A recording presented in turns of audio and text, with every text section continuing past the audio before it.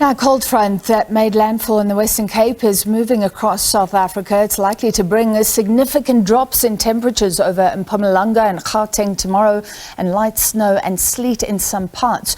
Meanwhile, the extreme weather has already hit KwaZulu-Natal, with more heavy rain expected and warnings of disruptive snowfall in the southwest.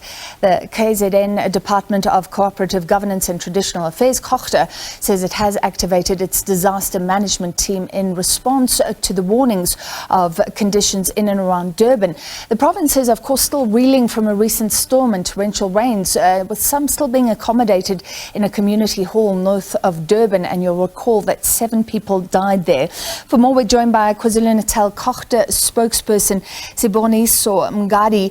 Mr. Mngadi, thank you for being with us. The Weather Service has tweeted, I saw a frozen waterfall at Sani Pass. I mean, how cold is it where you are, and what are you expecting over the next 2 days? Yeah, no, thanks very much. Yeah, indeed, we have also received a weather warning from the South African Weather Services.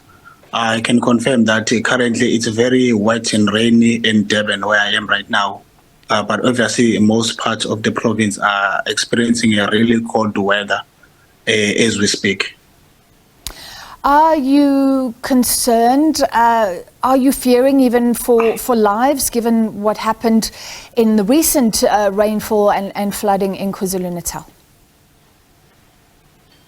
Yes, we are. We have issued a warning to all the residents in the province, particularly those in the northern part of the province.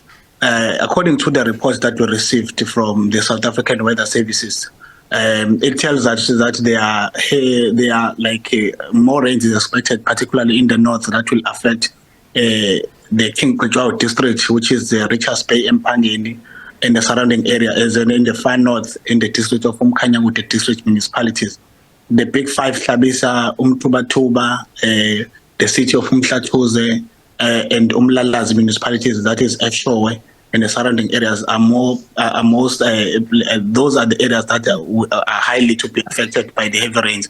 We have also activated our disaster management team and also want the public, to try and move to safer places and also avoid to crossing the bridges and the streams, particularly when they see the water level is above the edges. So because we've also warned the motorists to be extra cautious on the road, because over today and tomorrow the weather is expected, particularly in those far north areas, to come to rain heavily and result in flooding and localized flooding. Low-lying areas, we've advised people maybe to move to safer places. Those with the livestock, we advise to relocate the livestock to a safer places, because we always try by all means to avoid the situation. Given the tornado that we have experienced almost in a week ago in the north of Durban, we are really concerned about what might happen, but we hope that all the plans will work in our favor to ensure that no life is lost during this season. I mean, the recent tornado you talk about, we understand people are still living in temporary shelters north of Durban. So is that an area that could be hit again? To what extent is there an overlap between that area and the areas that you are talking about? And I mean, are people still living in halls as we speak because of the last incident?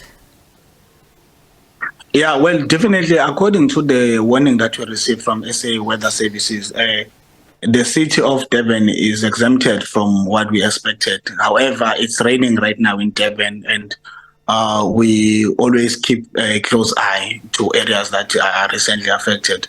Yes, there are plans that are being made by Ethekwini municipality and the provincial government to ensure that these people, they find a suitable venue as soon as possible. However, I can confirm that working through with various departments such as human settlement, plans are being made maybe to ensure that we get at least the vouchers for people to repair, especially those that their structures were partially damaged, so that they can get back to their houses as soon as possible. Particularly, we understand that this is winter season and we don't want to keep our people an extended time to the community hall staff. Yeah, especially in the freezing cold. Thank you very much, KwaZulu-Natal COGTA spokesperson Siboniso Mgadi. And of course, the snow can be beautiful. It can be good for tourism. But in KwaZulu-Natal, the warnings of disruptive snowfall. And as we were discussing, the province has already been through a lot in terms of weather.